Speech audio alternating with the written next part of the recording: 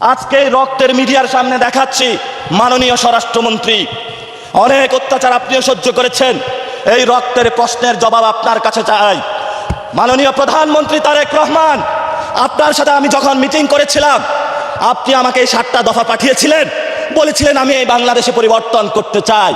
আমি ওই দফাগুলো দেখে হেসে দিয়েছিলাম। ওনার দ্বারা বাংলাদেশে পরিবর্তন সম্ভব নয়। যদি পরিবর্তন হতো, আমার ভাইয়ের আজকে রক্ত কেন, আমি জিজ্ঞাসা করতে চাই।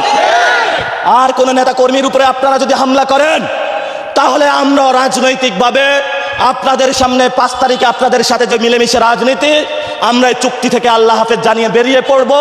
আমরা আমাদের পদ্ধতি জানি কিভাবে সন্ত্রাসীদেরকে শায়েস্তা করতে হয়।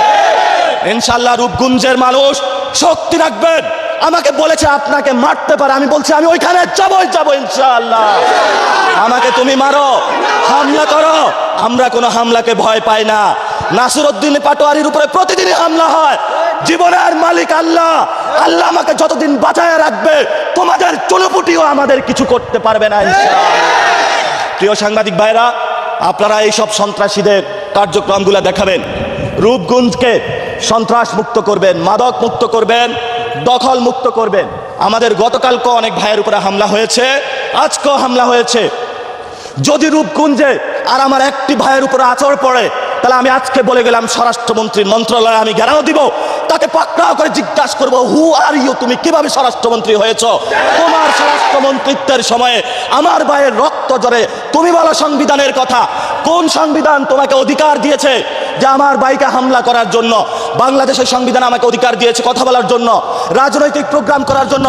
সংবিধানের কথা বলে যদি তুমি আমার সমাবেশের অধিকার, রাজনৈতিক অধিকার, সামাজিক অধিকার কেড়ে নিতে চাও, তাহলে তুমি সংবিধান নামে হলো ভুয়া বাটপারি করছো। তুমি সংবিধান সম্পর্কে অজ্ঞ, তুমি সংবিধান সম্পর্কে জানো না। আমি রূপগঞ্জের আজকে যারা এসেছেন সবাইকে জানিয়ে যাচ্ছি, আমাদের আজাদির লড়াই চলবে, আমরা পিছপা হব না, আমরা ভয় পাও না কাউকে ইনশাআল্লাহ। এই যে দেখেন রক্তাক্ত করা হলো, তো এটা হলো কাপুরুষী চিত্রিত। এই যে রাস্তায় দেখলাম একটা ছেলে ইট নিয়ে দাঁড়িয়ে আছে, পাটকেল নিয়ে দাঁড়িয়ে আছে, তোমাকে এগুলা বলেছে? একটু আগে নাকি রামদাও নিয়ে আসছে। এগুলা তো কোনো আসলে রাজনীতি না, এগুলো হলো ছাত্রলীগ, যুবলীগ, আওয়ামী লীগ করতো। আমি আল্লাহর রাস্তায় বিএনপিকে বলবো, এই সব সন্ত্রাসী কার্যক্রম পরিহার করুন। যদি কাজ না থাকে সীমান্ত পাহারা দেন, তারপরেও আপনাদের একটি কাজ হবে। তো আপনারা ভালো থাকবেন, দোয়া করবেন। রূপগঞ্জের মাটি হবে এনসিপির ঘাটে ইনশাআল্লাহ। এই রক্তের উপরে দাঁড়িয়ে প্রতিষ্ঠা হবে রূপগঞ্জে। যারা আমাদেরকে হেস্তনেস্ত করে, গুনার টাইম নাই বলে, সামনের আগামী নির্বাচনে, উপজেলা ইলেকশনে বিভিন্ন জায়গায় তাদের হাতে আপনারা লাল কার্ড ধরিয়ে দিবেন। এই যে ছাত্র দলের ভাইরা, আপনারা 15 তারিখ 14 আগস্ট রাতে আমি ছাত্র দলের প্রেসিডেন্ট সেক্রেটারিকে বললাম, যাও ধানমন্ডির এখানে যারা আওয়ামী লীগ আছে, তোমরা তাদেরকে ওইখানে হলো রাজনৈতিকভাবে হলো মোকাবেলা করো। একটু পরে দেখলাম 5-6টা মহিলাকে হলো রাস্তার মধ্যে শোয়ানো, আঘাত করে। আমি প্রেসিডেন্ট সেক্রেটারিকে জিজ্ঞাসা করলাম, আমি তো তোমাকে এই নির্দেশনা দেই নাই, তুমি এই কাজটা করলা কেন? কয় ভাই ধূপ ধাপ সব দিয়া হলে চলে আসছি। ধূপ ধাপ কোথায় দিতে হবে, কারে দিতে হবে, এই সেন্সটুকু যদি না থাকে, তোমাকে কে বলেছে রাজনীতি করতে? বাংলাদেশে আমাদের সীমান্ত এলাকায় আমরা এখানে নিরাপদ আছি, কিন্তু সীমান্তের মানুষগুলা অনিরাপদ আছে। সেখানে ভারত থেকে বিজেপি সরকার গেরুয়া পতাকা, শুধুমাত্র মুসলিম পরিচয় হওয়ার কারণে অবৈধ বাংলাদেশি পরিচয় দিয়ে সীমান্তে তারা 30 লক্ষ লোককে জড়ো করেছে বাংলাদেশে প্রবেশ করানোর জন্য।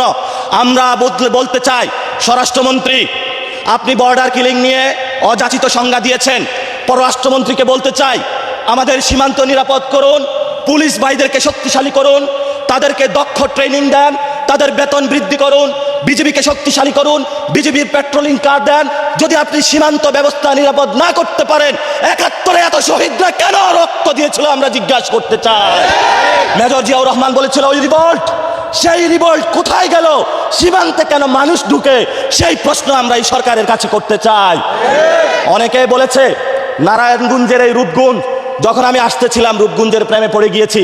খুবই সুন্দর এলাকা, কিন্তু এই রূপগঞ্জে অনেকে বানিয়েছে মাদকের অভয়ারণ্য একটা জগৎ। রূপগঞ্জে বানানো হয়েছে সন্ত্রাসের অভয়ারণ্য জগৎ। রূপগঞ্জে বানানো হয়েছে জমি দখল, ঘর দখল,